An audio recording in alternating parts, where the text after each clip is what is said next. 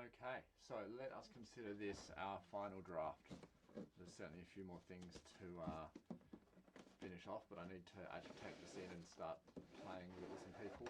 I've got a bit of casework, I've got a little bit of tweaking here and there, but we have here the suitcase. Oops, I've got it upside down. The lid removes, I need to put some more latches in there. And there we have Protectometer. After a lot of hemming and hawing, I decided to build it this way around because it stands up by itself with the dim sims all nicely viewed here. Alright, so turn it on. There we go. All the sensitivity knobs are centered, and then all the dim sims knobs are centered. The mind of its own is off, and it's set to that.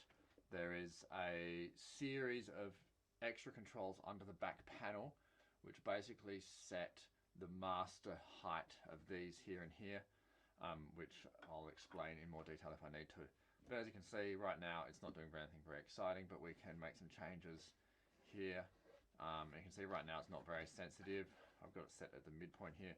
This is stuff I can all change in the back panel, but if I increase your sensitivity to general health conditions, we can see then that you're going to be more pain when your general health goes down and less pain when your general health goes up, because you're someone who's now very sensitive to that condition.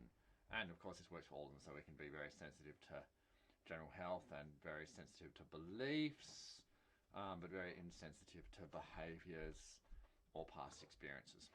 So there's your basic dim sim model here, which people can play around with as much as they want to change the different knob settings and what happens, and you can change all your sensitivities on the fly. You've changed your sensitivity beliefs maybe by learning some new facts, for an example, or you're not probably going to change your past experience sensitivity very well, but you might be able to change your sensitivity to general health by eating better and exercising more, yada yada. We've also got mind of its ownness over here, which right now is doing nothing, but if I start to turn it up, we're going to get the slow changes to the pain levels. And this is that double well scientific chaos pattern here, where there's that kind of swirly thing.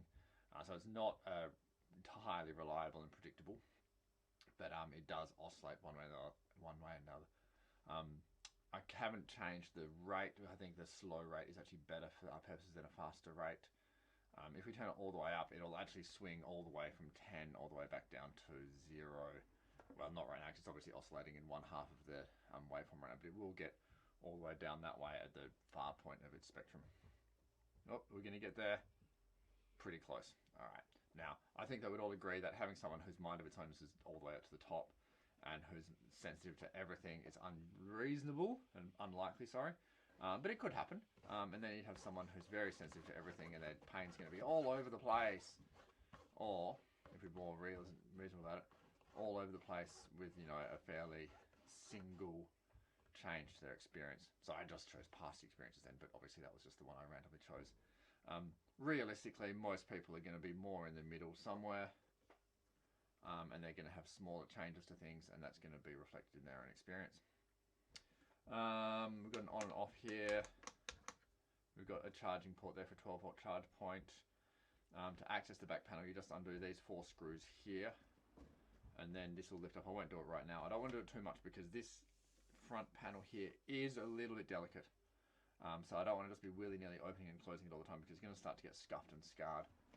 In fact, one of the things that was really just like a very frustrating thing was the number of times I had to redo this front panel. The printing itself alone cost me $80 in the end for the number of times I had to do it and redo it.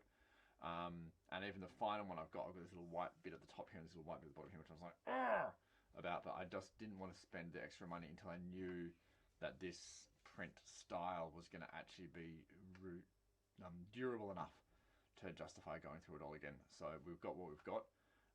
I'm considering this basically a final draft at this point, and we're just going to now go into user testing for the next 4 weeks with me in my job at the pain clinic, and I'll show it to my colleagues and show it to a few patients and see what happens. This front surface here is a slightly plasticized thing, so we can wipe it down between use and it should be totally fine.